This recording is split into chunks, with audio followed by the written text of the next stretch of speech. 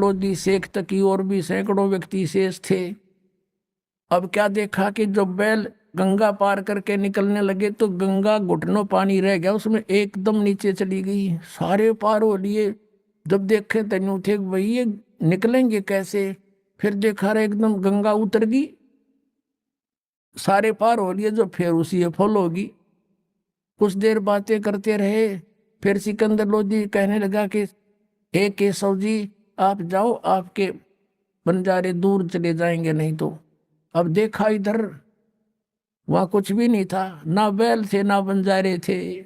तो पूछा कि कहाँ गए परमात्मा? बोले जहां से आए थे वहां गए। बोलो सतगुरुदेव।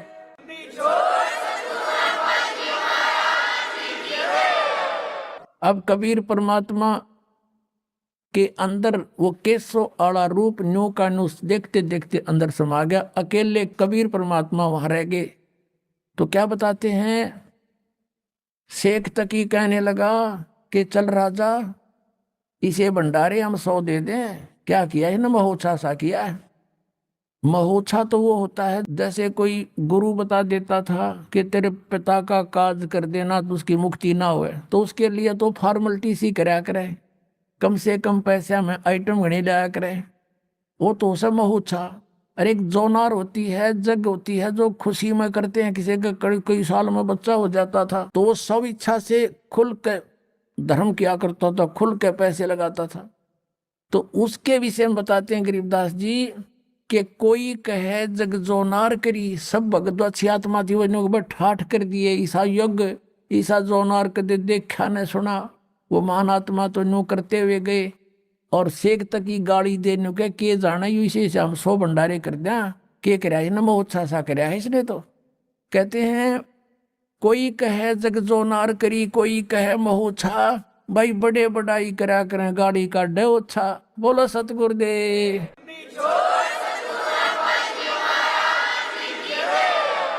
तो परमात्मा कहते साईं इतना दीजिए जिसमें कुटुंब समावे, हम भी भूखे ना रहे, अतिथि ना भूखा जावे।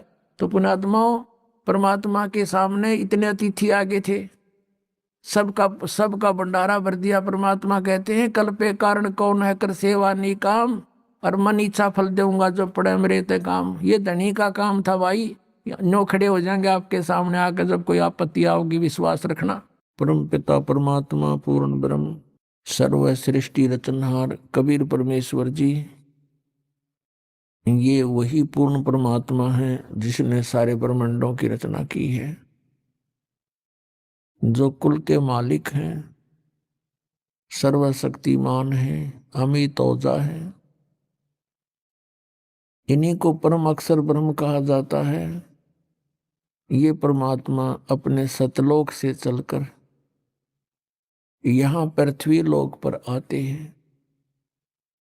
अपनी जानकारी, अपने पाने का मेथड, विधि स्वयं ही बता कर जाते हैं। ये जो सत्संग 7 दिवसीय चल रहा है, ये उसी उपलक्ष्य में है कि फाल्गुन सुदी द्वादशी यानी फाल्गुन उतरते की दवास दिन के 10 बजे परमात्मा इस पृथ्वी लोक पर एक साधु संत रूप में प्रकट हुए थे।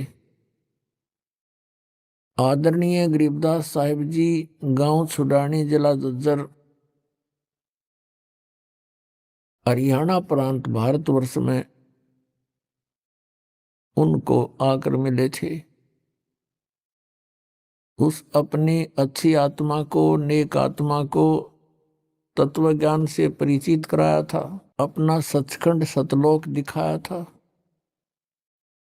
सभी ब्रह्मांडों की, इन देवों की सतिथि से परिचित करवाया था, और फिर उस आत्मा को वापस पृथ्वी पर शरीर में छोड़ दिया था।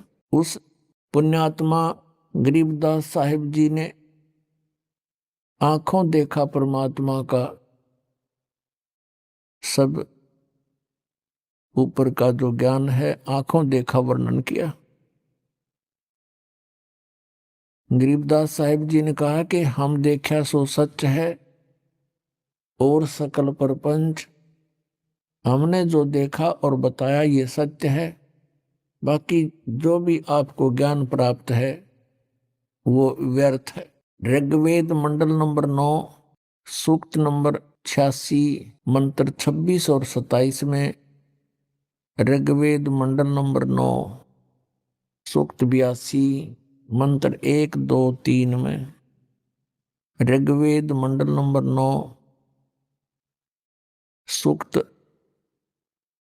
1 मंत्र 8 और 9 में, ऋग्वेद मंडल नंबर 9 सूक्त 20 मंत्र 1 में, ऋग्वेद मंडल नंबर 9 सूक्त 96 मंत्र 16 से 20 में, ऋग्वेद मंडल नंबर 9 सूक्त 94 के मंत्र 1 में। वैसे तो ढेर सारे मंत्र हैं जो परमात्मा की महिमा को बताते हैं। इन मंत्रों में जो अनुवाद करता है उनका स्वयं का जो मानना है कि परमात्मा निराकार है, और वो उनका अनुवाद करता वही है जो परमात्मा को निराकार बताते थे। वो कौन है? महर्षि दयानंद के अनुयायी, उसके चेले, उन्होंने अनुवाद किया हुआ है। और यह मेर मालिक की कि उन्होंने ये यथार्थ अनुवाद कर दिया, जबकि वो भगवान को निराकार मानते, उनका फाइनल फैसला है ये। वो सुनना भी पसंद नहीं करते कोई ये कह दे भगवान नर आकार है साकार है।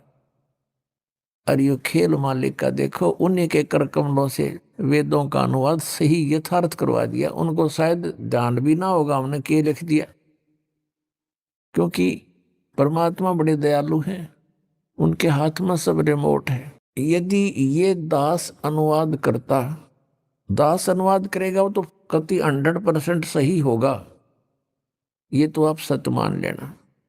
क्योंकि हमने सत्य का सहारा मिला हुआ है, हमारे को सत्य साहेब सच्चे भगवान कबीर परमेश्वर का सिर पर पंजा प्राप्त है, तो हम जो कहेंगे वो सारी ही सच्ची होंगी।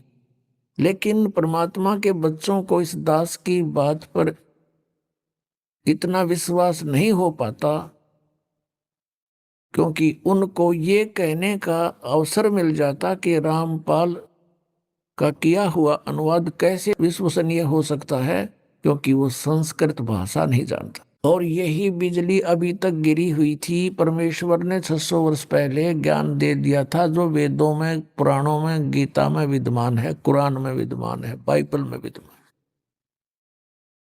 और इन काल के दूतों ने, ऋषि महर्षि ब्राह्मणों ने, काजी और मुल्लाओं ने ये कह करके परमात्मा को रिजेक्ट कर दिया था कि ये अशिक्षित है, ना ये फारसी जानता, ना उर्दू पढ़ा, ना ये अरबी पढ़ा, और न ही ये संस्कृत भाषा जानता है, तो ये झूठ बोलता है।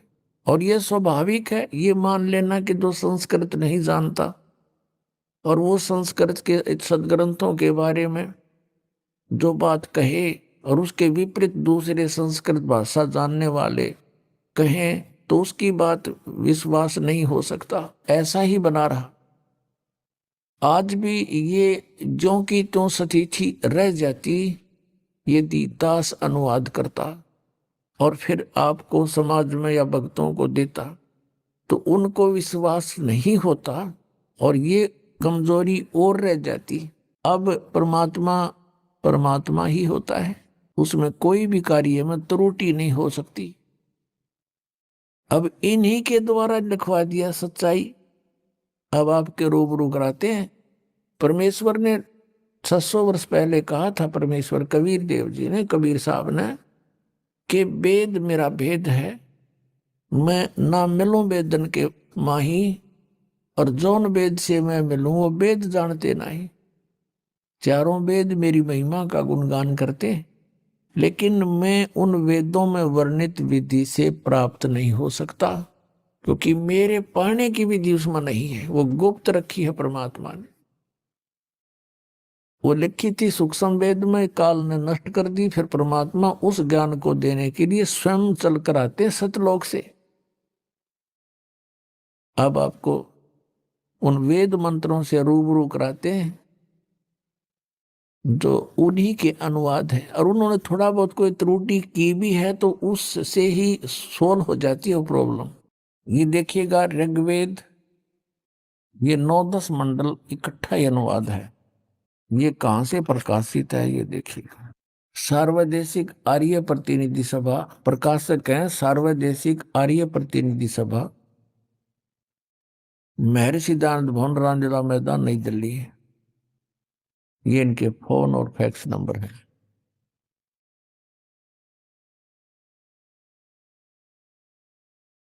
मुद्रक हैं Prince offset printers, 1510 Pataudi house, Daryaganj, नई दिल्ली से।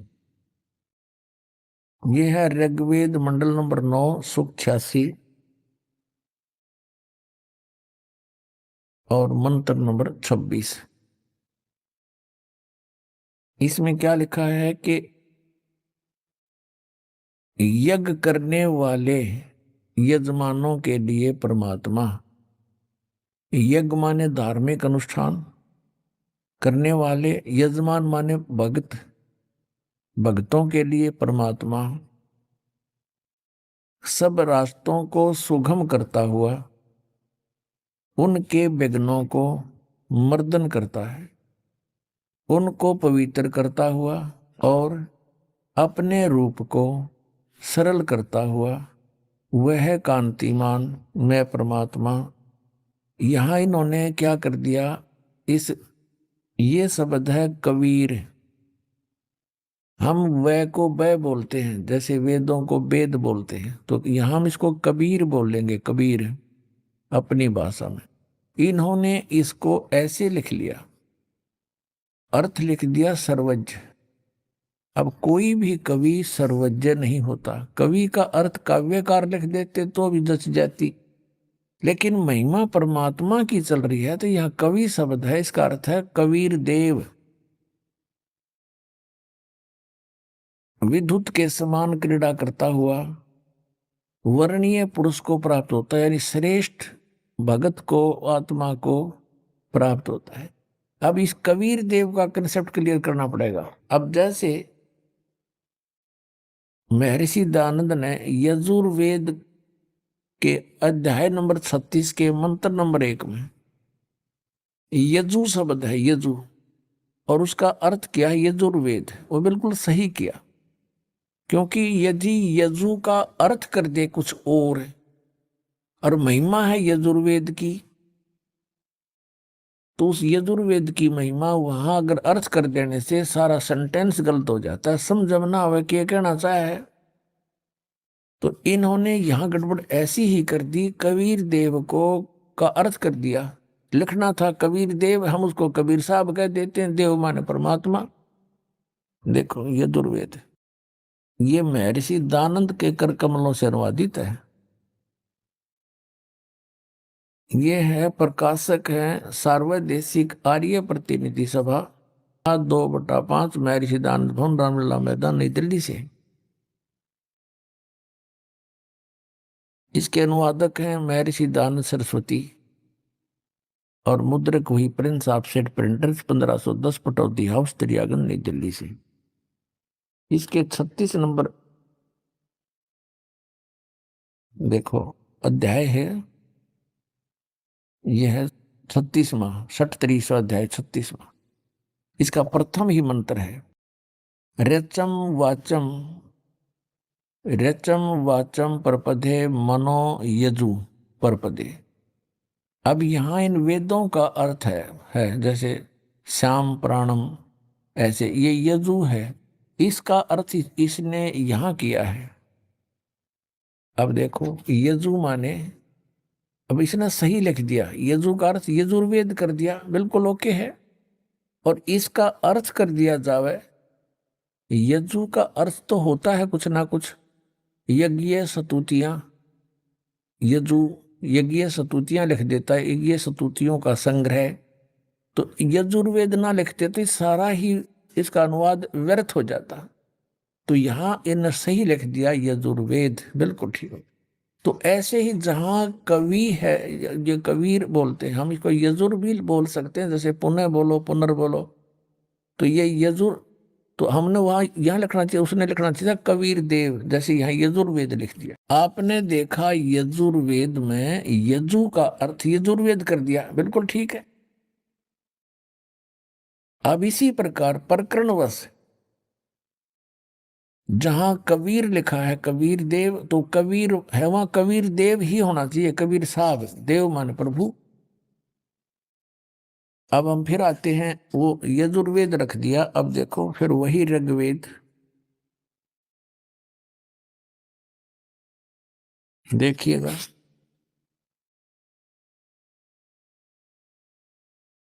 अब हम फिर ऋग्वेद पर आ गए हैं, ये ऋग्वेद और वही ऋग्वेद है ये। अब हम यहां से पढ़ रहे थे, इसको फिर पढ़ते हैं। ऋग्वेद मंडल नंबर 9 सूक्त 86 मंत्र 26। यज्ञ करने वाले यजमानों के लिए, धार्मिक अनुष्ठान करने वाले भक्तों के लिए, यानी भक्ति करने वाले भक्तों के लिए परमात्मा सब रास्तों को सुगम करता है, उसके रास्ते खोल देता है, उनके विघ्नों को मर्दन करता है, उनके संकटों का निवारण कर देता है, समाप्त कर देता है, उनको पवित्र करता हुआ और अपने रूप को, ओए होए, सतलोक में परमात्मा का स्वरूप तेजो में है। एक रोमकूप में करोड़ सूर्य मिला दे, करोड़ चंद्रमा, तो भी रोशनी परमात्मा के एक रोमकूप की अधिक है। इसलिए जब यहां आता है तो अपने रूप को हल्के तेज पुंज का कर लेता है, हल्का कम रोशनी वाला, अपने रूप को सरल करता हुआ वह कांति में परमात्मा अर्थात कबीर देव, ये कबीर देव लिखना, कबीर साहब, विद्युत के समान पहुंचूंगा क्षण एक में, क्षण एक में, क्षण में क्रीड़ा करता हुआ, और वर्णीय पुरुष को यानी अच्छी आत्मा को प्राप्त होता है, श्रेष्ठ आत्मा को। अब दूसरे में क्या बता, 27 में बताया है, ऋग्वेद मंडल नंबर 9 सूक्त 86 मंत्र 27 में कहा है कि जो परमात्मा ध्यूलोक के दिवसे तृतीय पृष्ठे, ये है सतलोक के, दिवलोक के तीसरे पृष्ठ पर विराजमान है, वहां रहता है और प्रकाश रूप है। अब देखो ऋग्वेद मंडल नंबर 9 और सूक्त 82 का, ऋग्वेद मंडल नंबर 82 और मंत्र नंबर 1। सर्व उत्पादक प्रभु, सबकी उत्पत्ति करने वाला परमेश्वर, प्रकाश रूप, सद्गुणों की वृष्टि करने वाला, पापों के हरण करने वाला है, वह राजा के समान, राजा के, ये 269 पे, अरे 270 पे देखो, इन्हीं का अनुवाद 270 पे। राजा के समान दर्शनीय है, राजा के समान यानी नर आकार है, मनुष्य दृश्य है, देखने जोगा है, साकार दिखाई देता है, वह पृथ्वी आदि लोकांतरों के चारों ओर शब्दमान हो रहा है। वह वर्णीय पुरुष को, श्रेष्ठ भगत को, श्रेष्ठ आत्मा को, जो दृढ़ भक्त है उसको पवित्र करता हुआ प्राप्त होता है। जिस प्रकार विद्युत स्नेह वाले स्थानों को आधार बनाकर प्राप्त होता है, अपने आत्माओं जो परमात्मा को निराकार कहा करते अपने कर कमलों से लिख रहे हैं, परमात्मा साकार है, राजा की तरह दिखाई देता है, वो तीसरे मुक्ति धाम में विराजमान है, वहां से चलकर आता है, अच्छी आत्माओं को मिलता है। इनके विषय में कहा है, मोती मुक्ता दर्शत नाही, ये जग है सब अंधरे, दिखत के तो नैन चश्म, इनका फेरा मोतिया बंदरे। जिसका मोतिया बंद हो जाना आंखों में, उनकी आंख तो ऐसी लगती है जैसे स्वस्थ हैं, इनका कोई डिफेक्ट नहीं, और उनको दिखता कति नहीं। ऐसे ही ये विद्वान दिखाई दे थे, बड़े पहुंचे हुए हैं, समाधिष्ट दिखे, और बताओ निराकार परमात्मा ने, और वेदों का उन्हों के वेदों में परमात्मा निराकार है। दे फूटे बाग इनके, और डबो दिया सारा मानव समाज इनको, संस्कृत भाषा के ज्ञाताओं को, इनको परम विद्वान मानकर हमने इनकी सब बातों को सत्य मान लिया। और ये 100% झूठे थे। इनको कख का पता नहीं था, अध्यात्म मार्ग का, ना वेदों का, ना महर्षि दयानंद को, ना इसके अनुयायियों को। और ये डुबो गए कितने समाज को। ऐसे ही अन्य जितने भी आज तक के ऋषि महर्षियों के विचार हैं, आप पढ़ कर देख लो, सुन कर देख लो, परमात्मा को निराकार बताते हैं। और ये धन धन सतगुरु राधा स्वामी पंथ, जय गुरुदेव पंथाड़े, ये बात बनाओ सतलोक जाने की। रवानों का भगवान तो है ही नहीं, प्रकाश ही प्रकाश है, चेतन ही चेतन है। वह मोक्ष प्राप्त प्राणी ऐसे परमात्मा में लीन हो जाता जैसे बूंद समुद्र में। बता, ये इनके विधान है। ये भगवान ऐसे गुरु मिले हमारे मानव समाज को, डुबो दिया काल के जाल में, दृढ़ करके फंसा गए। अब इतने दृढ़ फंदे कर दिए, दास के सामने इतनी कठिनाई पैदा कर दी, लेकिन परमात्मा ने एक तोप का गोला दे रखा दास को, अब सब न ठिकाना ला देगा। और ज्ञान सब ज्ञान डी, कबीर ज्ञान सो ज्ञान, और जैसे गोला तोप का भी करता चला मैदान। अब ये जो परमात्मा ने निराकार बताया करते, उन्हीं के हाथों से लिखवा दिया दाता ने। कैसे दयालु है परमात्मा। अब इनकी सबकी बोलती बंद होगी, नो कहने दोगे कोई ना, रामपाल ने संस्कृत ना आती। अरे संस्कृत के ज्ञाता हो तुम, मैं लिख रहे हो अपने आप। रामपाल का था रोल्ला खत्म हो गया अभी। और दास जो अनुवाद करेगा 100% करेक्ट होगा। जैसे श्रीमद् भगवत गीता का गहरी नजर गीता में नाम से पुस्तक इस दास ने बना के आपको अर्पित कर रखी है। पढ़कर देखना, मिलाना उन विद्वानों के अनुवाद से। उन्हें अड़ंगा कर रखा पूरे उस सदग्रंथ का, भट्ठा बैठा रखे, कहीं भी सिर पैर नहीं उनके अनुवाद का। और यह सारा सिस्टमेटिक ज्ञान है परमात्मा। अब वो परमात्मा सतलोक में रहता है, तीसरे मुक्ति धाम में, और वहां से गति करके आता है, बिजली जैसी गति से चलता है। और यहां पर यहां तक उदाहरण दे रखा है वेदों में कि जैसे आकाशीय बिजली किसी धातु विशेष पर गिरती है, उससे उसका कनेक्शन होता है, अट्रैक्शन होता है, उसका गुड कंडक्टर होता है, उस पर आकर गिरती है। जैसे पहले कांसी धातु होती थी, कांसी, उसके थाली बेले बने होते थे, आजकल तो ये स्टील के आगे। तो हमारी दादी कहा करती थी, वर्षा जब होने लगती, बिजली कड़कड़ाती, कि बाहर कोई थाली कांसी की बेला रखा होता तो उसको कहा करते, इनको अंदर रख दो बर्तनों को। और बिजली अमूमन कांसी की धातु पर, थाली पर गिर जाती है।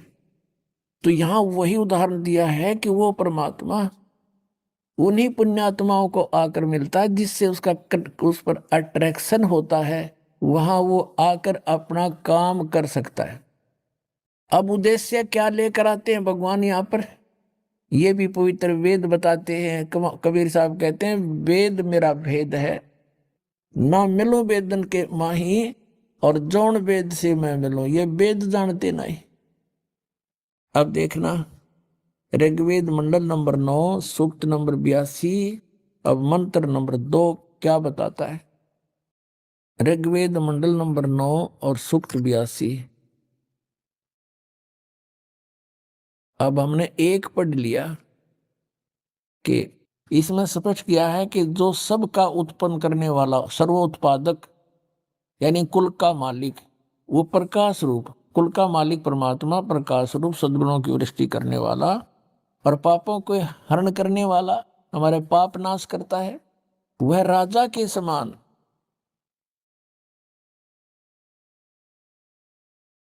राधा के समान दर्शनीय है, देखण जोगा है। वह है पृथ्वी आदि लोक लोकांतरों के चारों ओर शब्दमान हो रहा है।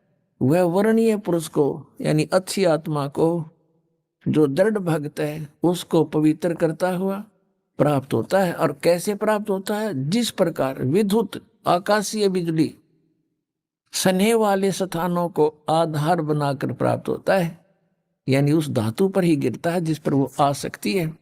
अब ऋग्वेद मंडल नंबर 9 सूक्त नंबर 82 के मंत्र नंबर 2 में क्या स्पष्ट किया है? वो किस उद्देश्य से आता है? हे परमात्मन, उपदेश करने की इच्छा से आप, यानी ज्ञान देने के लिए आप महापुरुषों को प्राप्त होते हो। और आप अत्यंत गतिशील पदार्थ के समान हमारे आध्यात्मिक यज्ञ को प्राप्त होते हैं। आप कबीर देव हैं। कति क्लियर कर दिया वेद ने, आप कबीर देव हैं, या कबीर देव लिख दिया बस।